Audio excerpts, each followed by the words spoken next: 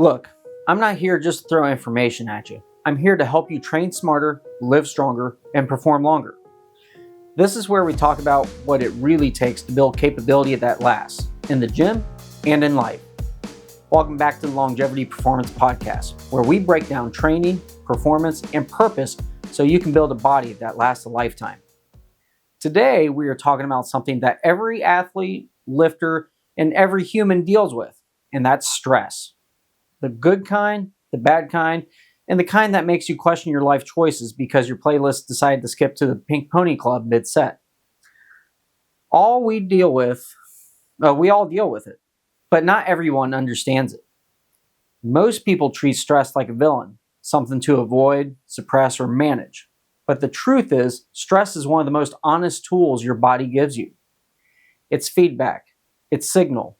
It's the system saying you're pushing too much here and not enough there. The problem isn't stress itself. It's misunderstanding what kind of stress you're dealing with and what to do with it.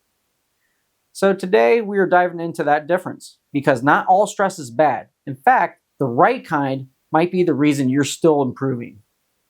Before we talk about managing stress, we've got to strip down the word to what it really means. Stress isn't good or bad, it's just your body's response to demand. You grab a heavy barbell, and that's stressful. You get 3 hours of sleep because you're up with a sick kid, or finishing a report before sunrise.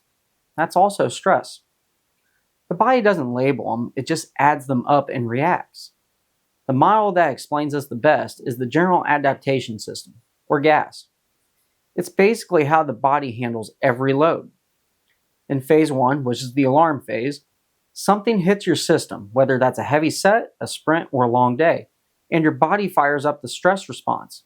Your heart rate jumps, adrenaline dumps, muscles tighten, and your focus narrows. That's a flight or fight switch kicking on. Phase 2 is resistance. This is where adaptation actually happens. The body settles in, still under pressure, but starting to adjust. You're not at baseline anymore, but you're not in a panic mode either. That's training in its purest form. Challenge followed by adjustment. And then that brings us to phase 3, which is exhaustion. You stay in high output zone too long and the system starts slipping. Recovery slows down, performance drops, things ache that shouldn't, and that's when good work turns into damage. The trick isn't avoiding stress, it's cycling it. You hit the alarm, push into resistance, and then back off before exhaustion takes over. That's literally how training programs are built. Load, adapt, and recover. Every solid program follows that curve. Stress, adapt, and recover. Every burnout story ignores it. That's the process that drives real progress, and the same one that will burn you out if you stop respecting it. Before we start talking about managing stress, we've got to define what kind of stress we're talking about. Eustress and distress are two primary types of stress, and they're not good or bad on their own. They're just responses. It's what you do with them that decides the outcome. Eustress is productive stress. It's a challenge, not chaos.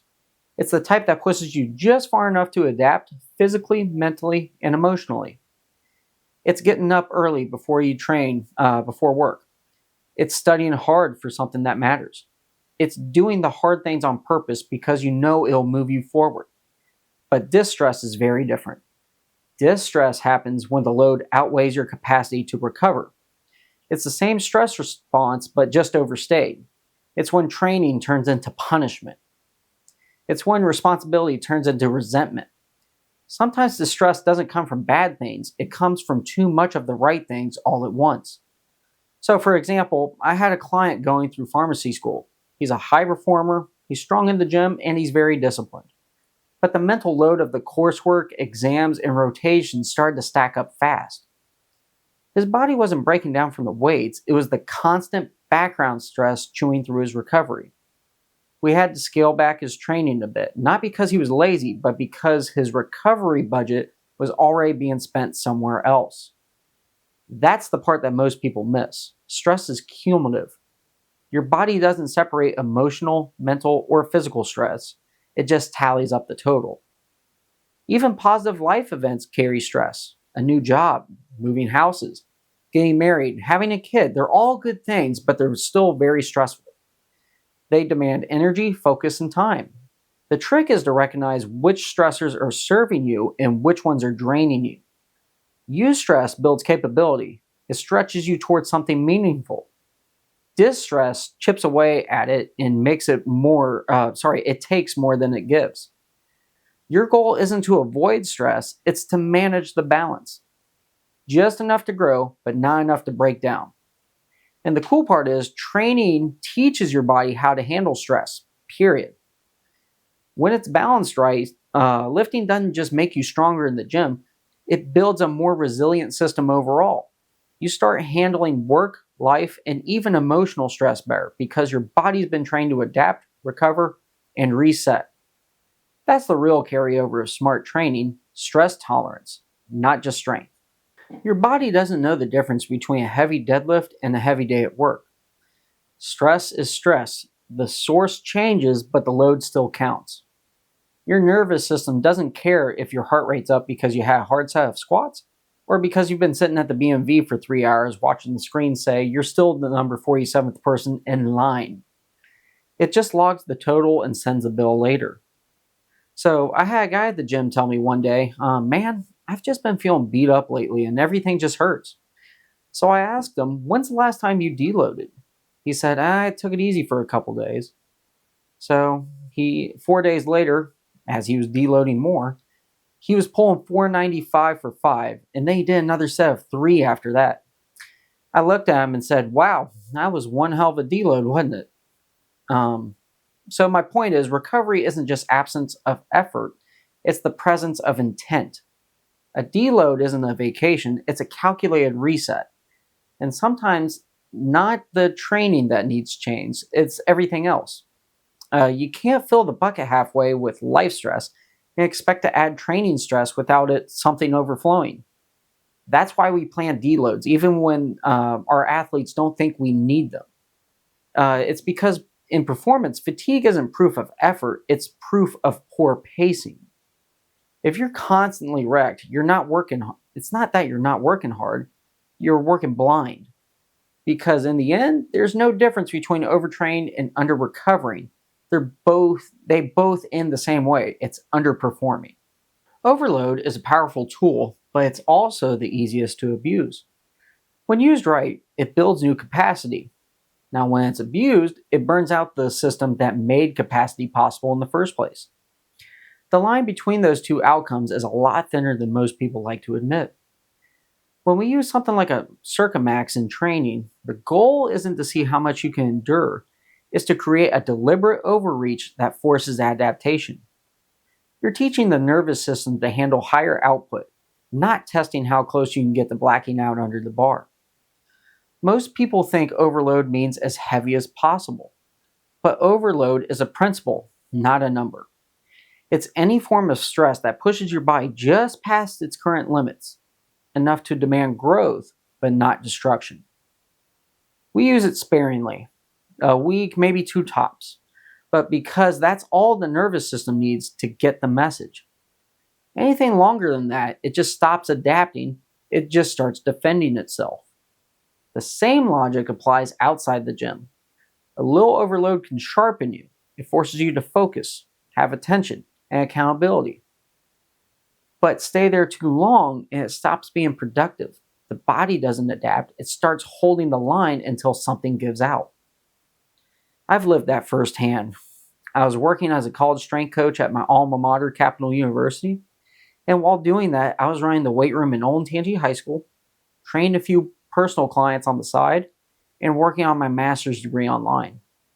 On paper, it looks extremely productive, but in reality, I was constantly on edge, never giving myself a true reset. Training was solid, but recovery wasn't. I wasn't building capacity anymore, I was just surviving it.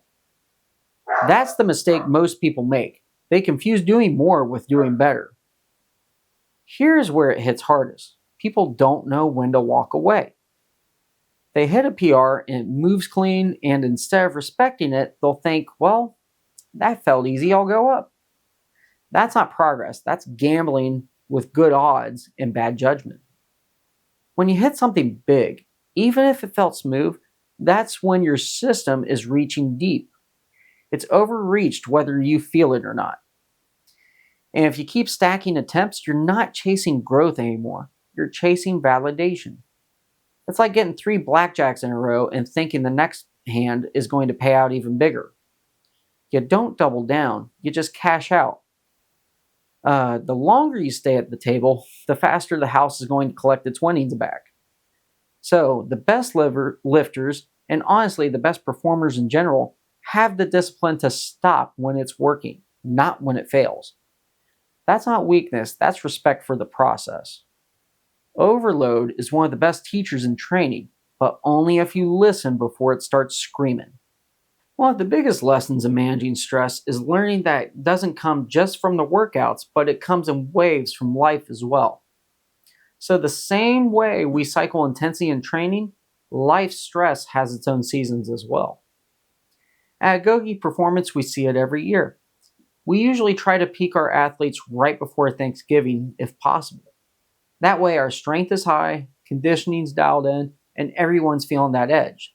But then life starts to ramp up between the holidays, travel, work deadlines, and family chaos.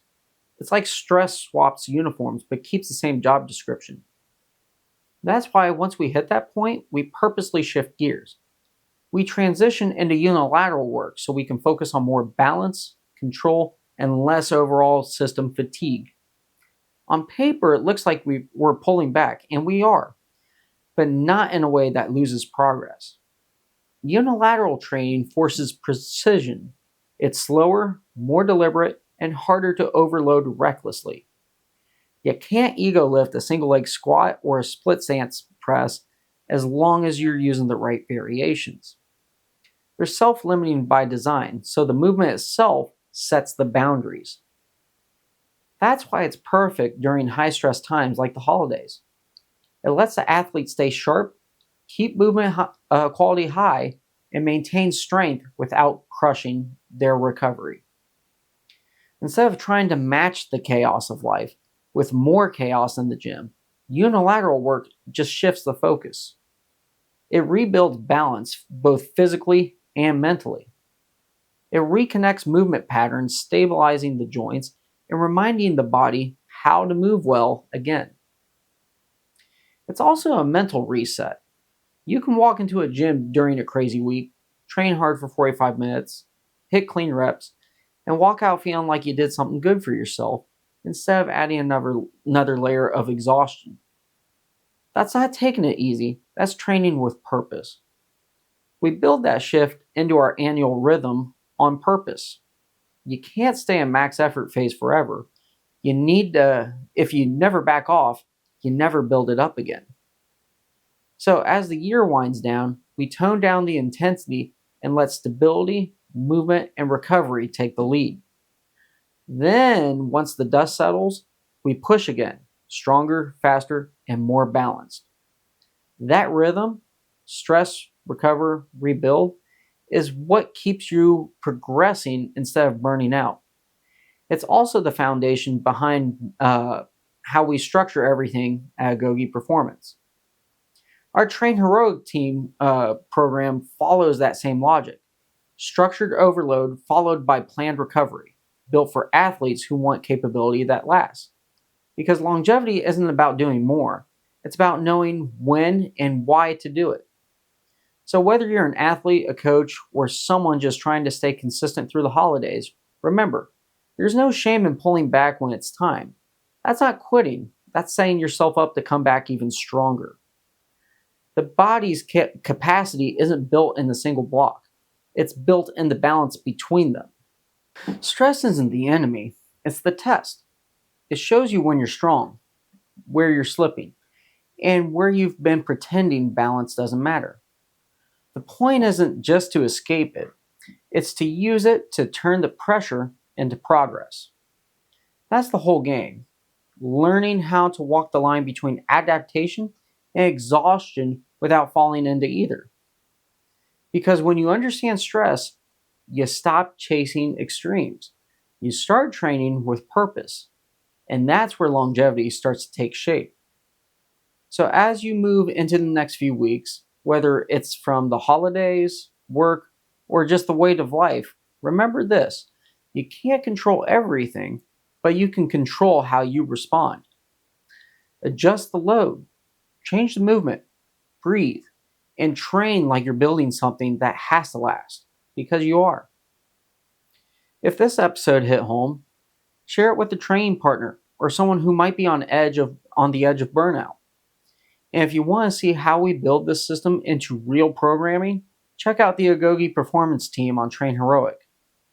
Next week, we're talking about what happens when stress isn't managed, when the process breaks down, progress stalls, and people start thinking they've peaked. That episode's called Why Most People Plateau.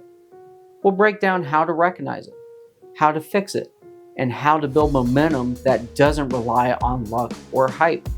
It's smart training. Until then, keep training with intent, stay honest with your recovery, and remember, train with purpose and perform for life.